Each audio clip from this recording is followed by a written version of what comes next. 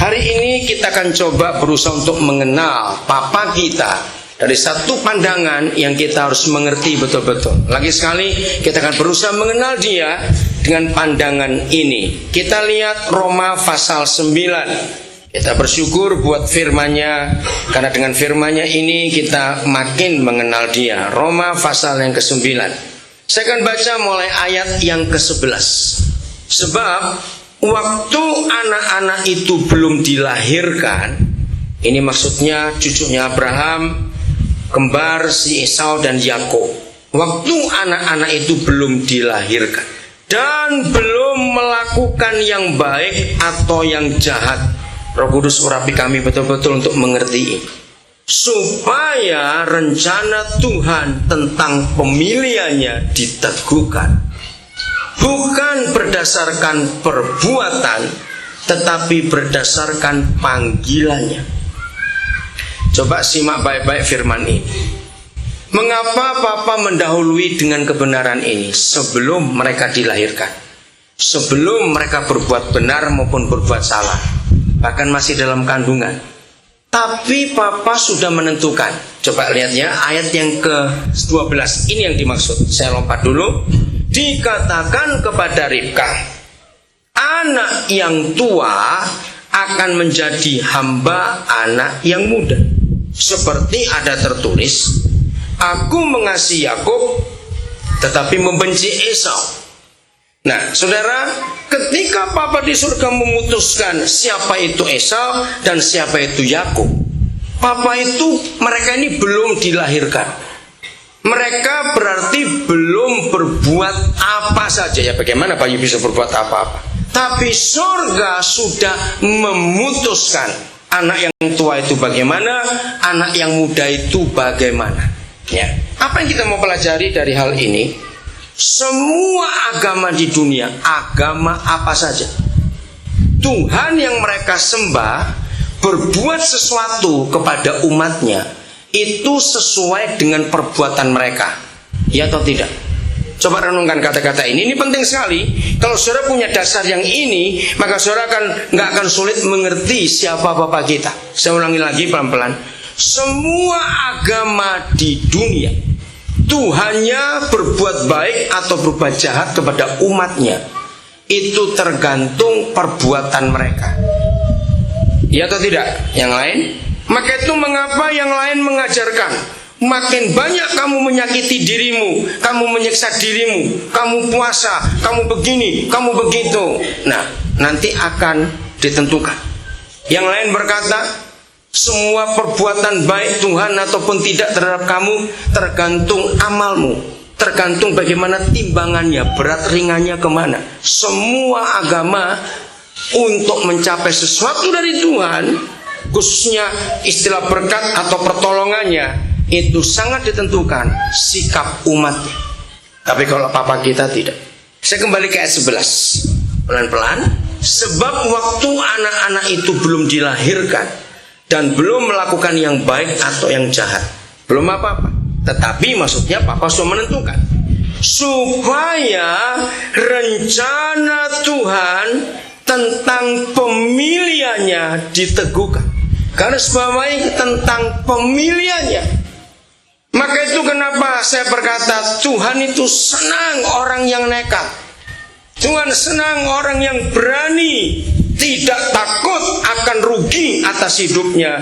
Maka Tuhan akan lebih mudah bekerja dengan orang seperti itu. Kalau kita lihat Abraham dipilih, bukan karena perbuatan apa-apa loh. Bahkan waktu itu Abraham masih penyembah berhala. Kenapa Tuhan pilih Abraham? Tidak ada yang tahu. Itu hak Tuhan. Sama begini saudara, di Indonesia kita tahu presiden kita itu punya satu hak yang luar biasa. Hak namanya memberi grasi. Nah, pernahkah saudara berpikir, kira-kira kalau presiden itu memberi grasi dan menolak grasi, itu pertimbangannya apa? Sampai hari ini tidak ada orang bisa tahu. Contoh, tahun 2004 dihukum mati seorang namanya Nyonya Astini. Ya, Nyonya Astini pembunuh 3 orang, jagal dari Surabaya istilahnya. Ya, saya pernah mengunjungi rumahnya di daerah Kampung Malang, Pandeglang sana. Kenapa saya mengunjungi rumahnya? Karena kasus itu menarik. 3 kali dia minta gerasi kepada presiden. Pertama zaman Pak Harto ditolak, kedua Gus Dur ditolak, ketiga Megawati. Nah, waktu suratnya kepada Ibu Megawati itu fotokopi saya sempat baca, karena salah seorang saudara kita yang pelayanan di penjara di Medaeng itu yang megang. Nah, waktu saya baca salah satu kalimatnya berbunyi demikian, kiranya Ibu Presiden sebagai perempuan, sampai pakai kata-kata ini, menggunakan naluri keperempuanan Ibu untuk memberi gerasi kepada terpidana mati. Tetap ditolak, saudara. Akhirnya dia dihukum mati, dia eksekusi pasca. Saya ingat waktu itu saya di Palu, dia ada di daerah Sukuwana, hari pasca 2004, pagi-pagi dia eksekusi. Yang kedua, akhir Juli yang lalu, Ibu Sumiasi, masih ingat? Dia juga jagal dari Surabaya. Dia membunuh satu keluarga letkol marinir itu. Nah, dia juga 3 presiden ditolak semua gerasinya dan harus mati. Nah, tapi ada juga yang diberi keringanan. Ada 2 orang di Nusa Kambangan yang saya dengan istri saya pernah ketemu, dari hukuman mati turun jadi hukuman seumur hidup.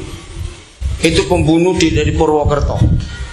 Nah, kenapa saya cerita ini? Supaya kita ngerti apa yang membuat presiden kita menolak gerasi dan memberi gerasi. Itu hak dia.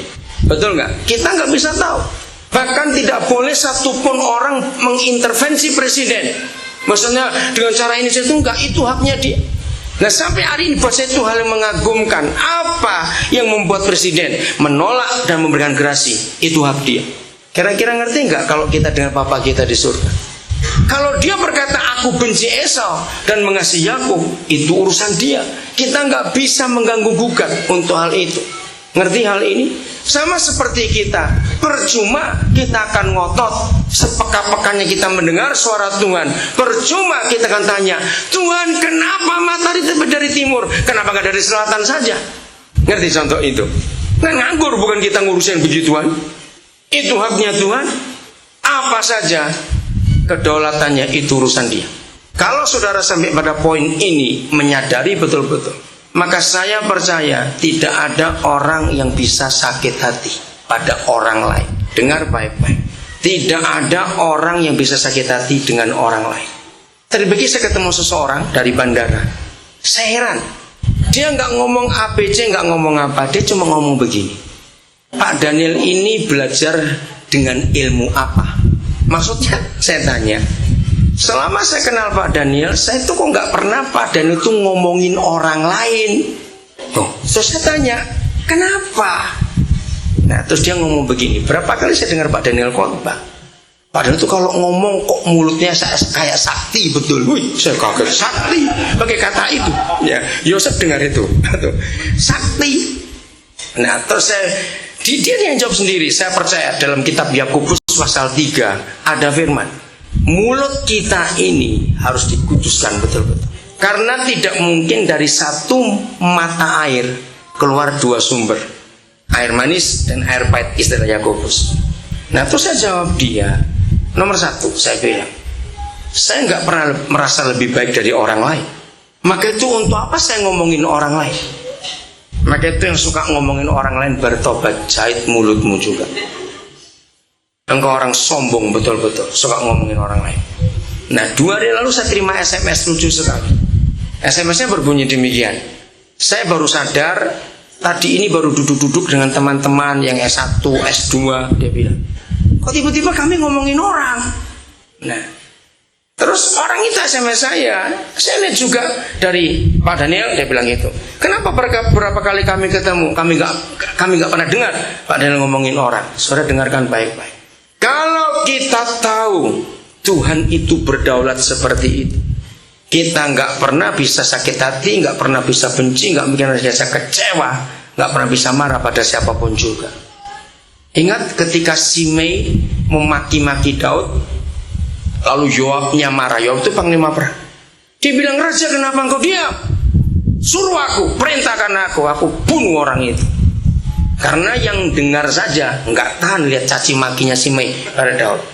Lalu Daud ngomongnya enak, kalau Tuhan yang nyuruh dia ngomong begitu, kenapa kamu urus?